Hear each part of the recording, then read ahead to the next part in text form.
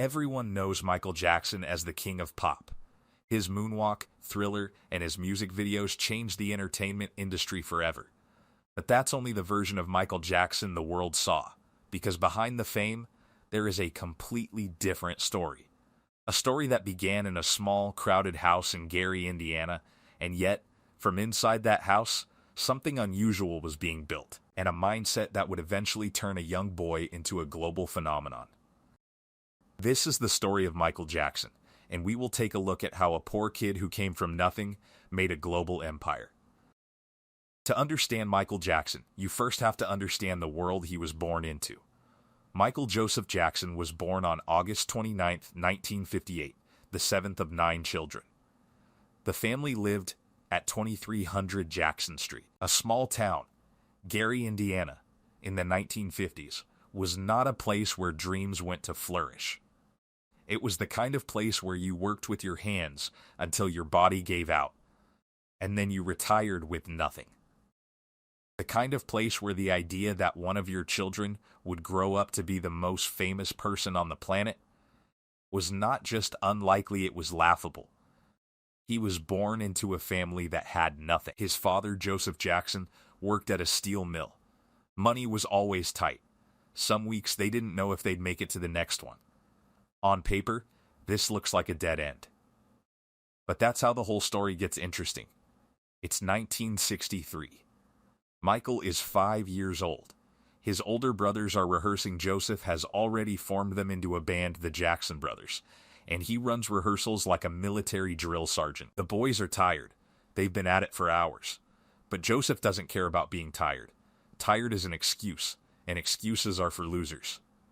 Then something unexpected happens. Michael opens his mouth and starts to sing along, and the sound that comes out of that 5-year-old boy stops everyone in the room. Joseph stops yelling. The brothers stop playing. The room goes completely silent. Joseph Jackson stares at his youngest son, and in that moment, he doesn't see a child. He sees a ticket out. By the age of 5, Michael was rocking through his magical voice, and his father instantly realized his passion for music. At an age when most children are learning basic arithmetic and how to tie their shoes, Michael Jackson was learning how to captivate an audience, how to move, how to perform, how to deliver something that made people feel something. So that's how the Jackson 5 were born. And the world didn't know it yet, but they were watching the beginning of something that would change music forever. That's why this opening chapter teaches us something crucial that most people overlook. Before there was fame, there was relentless preparation. This is the first law of extraordinary success. It's not glamorous. It's not exciting. It's not the part that makes people want to hear the story, but it's where every exceptional person starts. But something interesting starts happening the moment Michael steps into the world of performance. Because raw talent alone was never going to be enough. What came next would separate a gifted child from a global. Extraordinary results require extraordinary effort, applied consistently, often in silence, before anyone is watching. And that's exactly what Michael did. The rehearsals, the discipline, and the early performances gave Michael a foundation. But talent alone doesn't create an empire, because plenty of gifted people start strong, and a very few become legends. The difference often comes down to a single decision, what you choose to obsess over when everyone else is distracted. And Michael Jackson became obsessed with only one thing: performance. Not music theory, not business, not marketing or branding or any of the things we talk about today as if they're what matter most. Performance. Singing, dancing, entertaining. The ability to step on a stage and make people feel something they didn't feel before they walked in. And every single day, he got better at it. Michael wasn't trying to be average at 10 skills. He was trying to become the best performer on earth. And eventually, he did. In 1968, the Jackson 5 signed with Motown Records. Almost immediately, the Jackson 5 recorded an astonishing 17 singles that reached the R&B top 10 during their 6.5 years with Motown Records. Chart after chart, record after record. Michael was still a child, but already he was learning something fundamental about how the world actually works. With each passing day, Michael was becoming known as something specific. Someone who understood how to move, how to connect with an audience, how to deliver a complete experience. And while he was still young, while the money was still modest compared to what would come later, he was building something that money alone could never buy, a reputation that would eventually make him one of the most famous names on earth. But it's not as simple. At first, it looked like success had already arrived for the Jackson 5. You see, success is interesting because it's also a trap for a bigger and bolder version of yourself. Yes, the Jackson 5 were successful, genuinely successful. But Michael understood something that most people who achieve early success never grasp. What got you here won't get you there. The world changes. Markets evolve. What made you successful yesterday might be what holds you back tomorrow. So, as Michael grew up, something unusual happened. Instead of doing more of what was working, he started thinking about what wasn't being done yet. While everyone else was copying trends, Michael was creating them. His fashion became unique. Not just different, deliberately intentional, a specific aesthetic that became part of his identity. His choreography became unique. He wasn't doing what other dancers did. He was inventing new ways to move, new possibilities for what a human body could express on a stage. His music evolved and shifted. It wasn't just pop music anymore. It was pop music fused with rhythm, production, and storytelling. Michael understood something different. He understood differentiation. The moonwalk became legendary, but not because it was just a dance move. Dancers had done novel moves before. What made the moonwalk different was that it became part of his brand. It became something people could only imagine him doing. It became inseparable from who. The world's most successful people almost always become synonymous with something specific. Steve Jobs with innovation. Warren Buffett with value investing. Oprah with storytelling and emotional connection. Michael Jackson with performance excellence. When you think of Michael Jackson, you don't think of a generic performer. You think of a specific person doing specific things that nobody else could. That uniqueness, that ability to create a category of your own that creates value. And value, delivered over years, creates wealth. By the late 1970s, Michael was transitioning, moving away from the Jackson 5 and into something bigger. A solo career that would eventually become something the world had never seen before. The stage was set, but the real explosion was still coming, and it came in 1982. This is the year everything changed when his Thriller rocked the world. It wasn't just an album. This is important. Most people think Thriller succeeded because it was a great album. That's true. It was a great album. The music was phenomenal. The songs were exceptional. Not just that, Thriller remains the highest-selling album. The numbers are staggering. Over 40 years old, 70 million copies sold and counting, 7 top 10 singles, and 8 Grammy Awards. According to a Forbes report, Michael pulled in $134 million from this album after just 2 years of its release. With this huge record, Michael was already on his way to becoming the king of pop. For that purpose, he needed to treat music as more than a product. If we take a look at music history, before Thriller, albums were treated as products. You released music, promoted it, and moved on to the next project. Michael approached it differently. He started treating music as something that could exist across multiple platforms at the same time. One of the clearest examples of this, at that time, music videos were mostly promotional tools. They were made quickly and with limited creative focus. But Michael saw them as something much larger. The Thriller video was designed like a short film.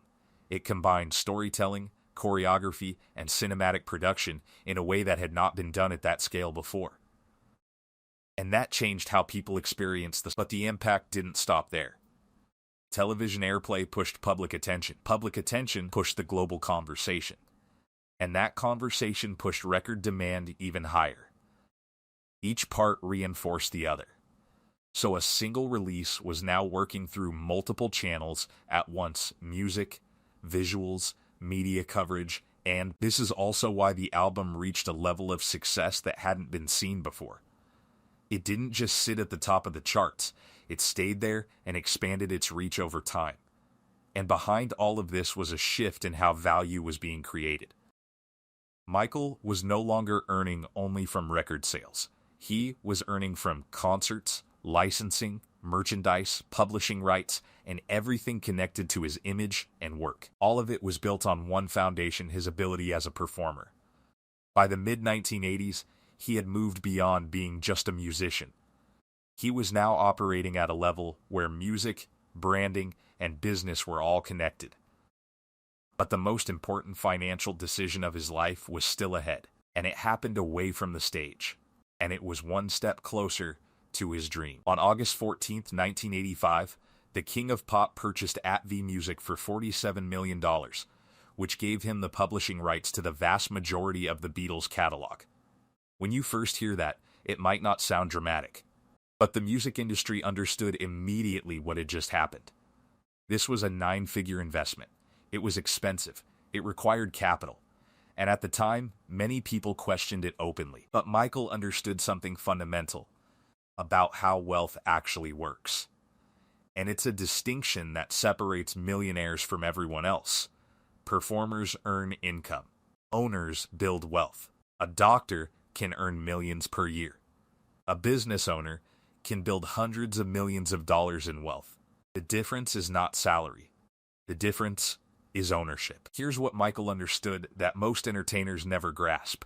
When you perform, you trade your time for money. You perform, you get paid. You don't perform, you don't get paid. It's straightforward. It's also limited by the number of hours you have and how many times you can reasonably perform. But when you own an asset, when you own publishing rights, when you own a catalog, when you own a business, that asset generates income whether you're working or not. A song generates royalties while you sleep. A publishing catalog generates revenue year after year, decade after decade. Michael didn't just start thinking about his next performance or his next album. He started thinking about assets. What could he own that would continue producing value? What could he invest in that would be worth more in the future? The Beatles' publishing catalog made perfect sense. It was a proven asset. It generated reliable income, and it was likely to be valuable for decades. And he was right. That single investment became one of the most valuable assets he ever owned. And by the late 1980s, Michael Jackson wasn't just the world's most famous entertainer. He was a business owner, an investor, a person thinking about wealth building, not just income earning. And that mindset shift is exactly what separates those who earn a lot of money from those who build fortunes. But if it were only about fortunes, the story would have been much easier, because there is a price for everything: success, fame, and money. And honestly, this is the part of the story that people usually skip. No success story is clean. No empire is built without cost. Michael Jackson's battle with fame was one of the most extraordinary and tragic contradictions in pop culture history. He became the biggest entertainer on the planet, breaking records, selling out stadiums, and reaching a level of global recognition few human beings have ever known. Yet the very fame that made him a legend also increased his loneliness, intensified public scrutiny, and exposed every aspect of his life to attention. At that level of fame, success does not protect a person from pressure, it multiplies it. Every headline comes with a price. Michael Jackson's life reveals a reality that many people overlook when they dream about fame. The higher you rise, the less your life belongs to you. And once that happens, success is no longer just about achievement. It becomes about carrying the weight that comes with it. But those were not the only challenges he had to face. Behind the headlines, there was another struggle that most fans never fully saw: his health. For years, Michael Jackson battled severe chronic pain, autoimmune-related conditions, and an increasing dependence on prescription medications. Much of that struggle can be traced back to a devastating accident in 1984 while filming a Pepsi commercial, when pyrotechnics malfunctioned and left him with serious burns to his scalp. The injury required multiple treatments and surgeries, but it also marked the beginning of a long and painful relationship with pain management drugs. As the years passed, physical discomfort, insomnia, and the relentless demands of fame created a cycle that became increasingly difficult to escape. The King of Pop could command the attention of millions on stage, Yet behind the scenes, he was fighting battles that no standing ovation could heal. Tragically, those struggles culminated in June 2009, when he died from acute propofol intoxication, bringing a heartbreaking end to one of the most extraordinary careers in entertainment history. But if you zoom out from the tragedy itself, something bigger becomes visible. Because Michael's story wasn't just about a life ending, it was about an empire reaching a point where even silence became expensive. By the time he reached his global peak, every part of his existence had turned into a high-stakes operation. Every decision carried pressure. Every pause was analyzed. Every move had consequences that extended far beyond music. He wasn't just performing as an artist anymore, he was managing an entire global expectation machine that never switched off. And this is where the reality of global success becomes very different from the fantasy. And that expectation doesn't just sit on the stage. It follows you backstage, into hotels, into studios, into private rooms where the world is not supposed to exist. Because once an empire reaches that scale, the pressure is no longer about success itself. It becomes about sustaining a legend that the world refuses to let fade. But behind the fame, the pressure, and the silence, something deeper was taking shape. Because if you remove the tragedy from Michael's story, what remains is a lesson for everyone out there. And that's where the real value of his journey begins. So let's step back from the lights, the records, the fame, and the tragedy, and translate Michael's journey into something practical. Because if you look beyond the headlines, the awards, and the legend, what remains is not just a story of a performer. It is a blueprint of how extraordinary outcomes are actually built. And the first lesson is brutally simple, yet almost nobody follows it. Michael didn't try to become everything at once. He didn't chase noise. He chose one lane performance, and he went deeper than anyone else in that lane had ever gone before. That is where dominance begins. Not in doing more things, but in becoming marvelous at one thing. Then comes the part people admire but rarely understand. He outworked everyone, not occasionally. Consistently, when others were resting, he was refining. When others were satisfied, he was rehearsing. And when others thought good enough, he was still chasing something invisible that only he could see. That gap between average effort and obsessive repetition is where legends are separated from everyone else. But effort alone is not enough, because thousands of hardworking people never break through. That's why differentiation matters. Michael didn't enter an existing category, he eventually created his own. He didn't copy what was trending. He created what would become the trend. And that is a critical shift most people never make. If you look like everyone else, you disappear into everyone else. But if you become something new, the world has no choice but to pay attention. And once attention arrives, the next phase begins. Brand. Because people don't just follow talent, they follow identity. The glove, the jacket, the movement, the sound, none of it was random. It was a repetition of identity, until identity became global memory. And finally, there is time. The one thing almost everyone underestimates. Michael didn't think in weeks or months. His decisions went years into the future. And when you put all of this together, focus, discipline, branding, leverage, ownership, and long-term thinking, you don't just see a musician anymore. You see a system and a vision. A vision that turned a child from Indiana into a global empire. And that's it. Michael Jackson's story is not simply the story of a musician. It is the story of what happens when talent meets strategic thinking and when performance evolves into an empire. And that is the real lesson hidden inside his journey. If you enjoyed this detailed breakdown of Michael's story, then make sure you like this video and subscribe to our channel for more motivational stories.